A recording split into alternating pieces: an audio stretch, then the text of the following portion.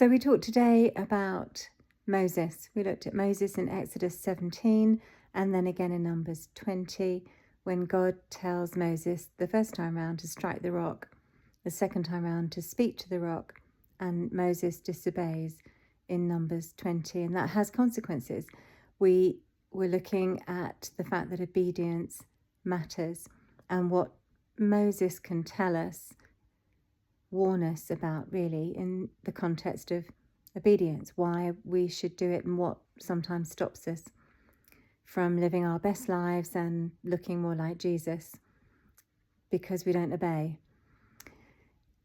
Moses warns us, I think, that we need to recognize when we're vulnerable. It's hard when we are vulnerable to agree to the things sometimes that God is asking us to do.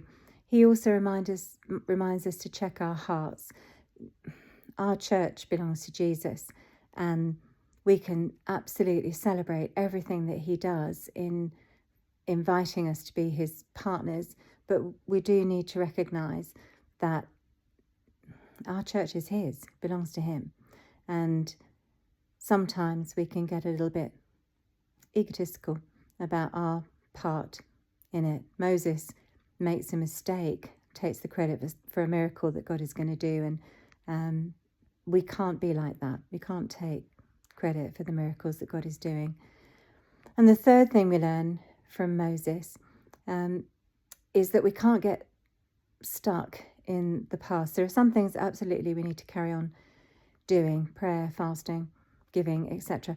But there are other things, we can't cling to a method. We need to cling to the voice. We need the Rhema word of God for our church and for us as individuals.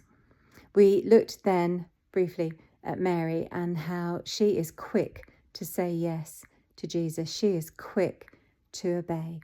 And her obedience has wide-reaching, far-reaching consequences. Her saying yes changes the world, and it points to Jesus, to a greater obedience, where Jesus agrees to go to the cross and to suffer for us so that we can be free, so that we can inherit every last promise of God. I really hope you have a great discussion today. Don't forget to pray for each other.